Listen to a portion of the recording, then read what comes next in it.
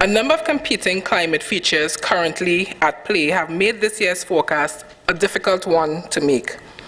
Added to this, when we surveyed output from several international climate models, there was narrow agreement on how the wet season in our area is likely to turn out. But based on our expert analysis and interpretation, alongside our statistical climate model consensus forecast, using modeling techniques and supported by useful forecast guidance inputs drawn from a wide range of sources, including the World Meteorological Organization's UK Met Office and the North American Multimodal Ensemble, to name a few, we are able to present a national rainfall and temperature forecast of good quality for this wet season. Waters surrounding Trinidad and Tobago, which is a key climate influencer, are currently warmer than average, while the tropical Atlantic Ocean further east of the islands are mostly warmer than average, with some parts cooler than average. Overall, climate models surveyed by the division favor these conditions to persist during the 2017 wet season.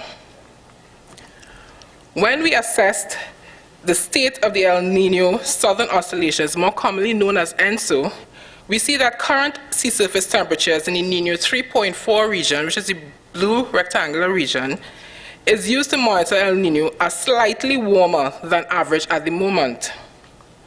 But consensus among the climate models surveyed by the Met Office does not indicate a clear signal of a shift towards El Niño later in the season, as was earlier predicted. In fact, the latest information suggests equal chances of neutral conditions and El Niño conditions during the 2017 wet season. It should be noted that historically, when El Niño or neutral conditions exist, rainfall in the wet season in Trinidad and Tobago is often suppressed, but this is not always the case. This takes me to the forecast. I think our minister got the forecast before we actually present it to you all.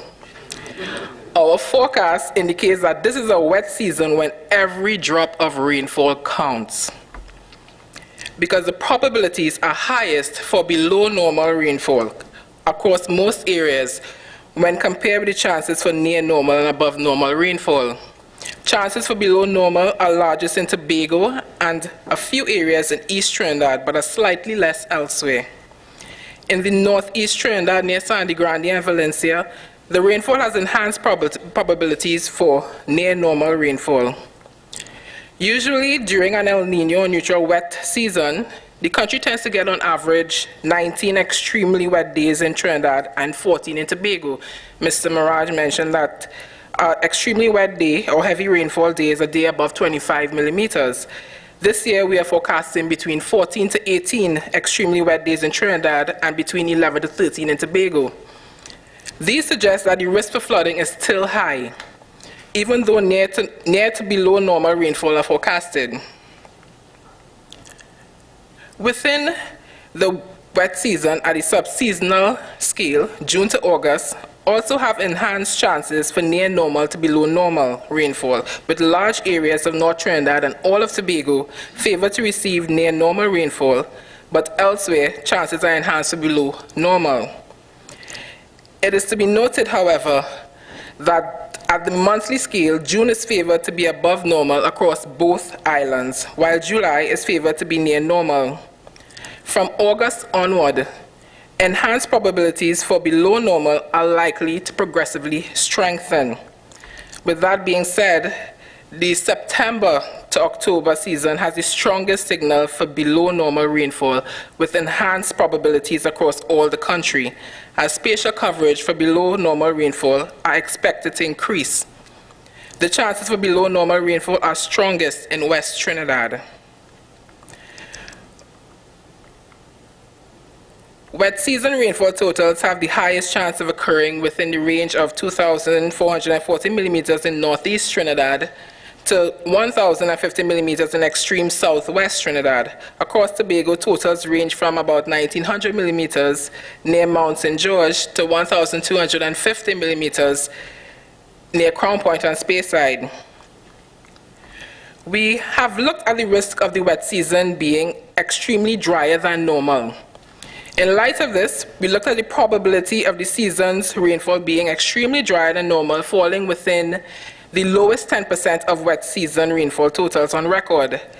Our outlook shows that the risk of an extremely drier than normal wet season occurring is low over the eastern half of Trinidad, but the risk increases on the western half of Trinidad and all of Tobago to low to moderate chance.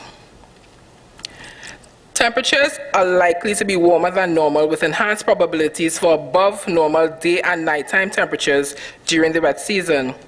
Maximum temperatures in Trinidad are expected to average near 32.5 degrees Celsius in Trinidad and near 31.3 degrees Celsius in Tobago, while nighttime temperatures, minimum temperatures, are expected to average near 23.9 degrees Celsius in Trinidad and near 24.7 degrees in Tobago.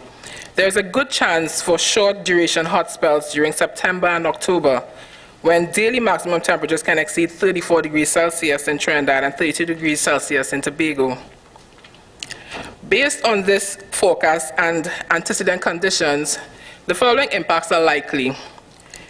Expected increase in rainfall combined with recent bushfires mean faster runoff in hilly areas, which increases the risk of flash and riverine flooding, landslips, and landslides. Expect increases in surface water ponding, which would increase mosquito breeding sites and therefore the chance for more incidences of vector-borne diseases.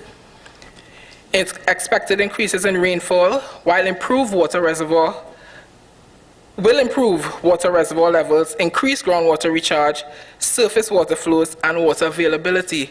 However, we need to bear in mind that water reservoirs in areas with prior rainfall shortage may require extended periods of heavy rainfall to fully recover. The traveling public should be aware that increased rainfall could lead to more frequent disruptions in localized travel and outdoor activities. It should be noted that above normal temperatures can aid more intense showers, which will increase the risk for flash floods, especially in cities and built-up areas. Also, increase in rainfall mixed with warm and humid conditions tend to promote rapid multiplication of some agricultural pests, diseases, and fungal growth. We have a number of early actions at the Met Office which we are currently championing. The public health sector should encourage clearing of bushes, open clog drainage, fumigate in and around areas known to become mosquito infested as a precautionary control measure against vector-borne disease, and to revisit contingency plans to manage spike in vector-borne incidences. Those in disaster risk management are encouraged to sensitize communities on the forecast and the negative impacts associated with it. We are also encouraging revisiting of early warning information dissemination channels to ensure quick and timely dissemination of information. You should also alert communities in low-lying areas prone to flooding, to take precautionary measures to avoid damages and loss of properties, to be sandbag ready, and for those with loose bank from previous or recent landslides to be vigilant. To the farmer, we say practice prolonging soil moisture in crop root zones by using mulching and trenches to encourage maximum water moisture content retention and storage.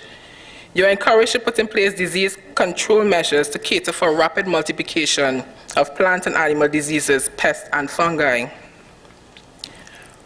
When it comes to water, drainage, and energy sector, we are encouraging water harvesting, storage, and proper usage, especially the wetter months to cater for the drier months. We are also encouraging routine desilting of water channels, canals, and reservoirs, and the removal of dry branches, trees, and overhang near electrical wires. We advise the public to prepare adequately, especially persons in at-risk flood-prone areas, by cleaning drains and surrounding areas of debris and be sandbag ready. For those harvesting water, do so in a safe and adequate manner. Be watchful for extreme rainfall events, especially on extremely hot days. Take measures to lessen the potential impacts from the expected increased rainfall and warmer than average temperatures. To all, be vigilant and visit the Met Service website regularly to keep keep up to date on local weather changes daily, download our app, the TTMet app. In closing, we believe that we have provided these forecasts with sufficient lead time for adequate planning across all sectors and to improve the public's welfare and livelihoods at all levels, but especially at community level. The Met Office will continue to monitor evolving environmental conditions and issue relevant seasonal forecasts at the end of each month as updates to those are issued. Ladies and gentlemen, I thank you.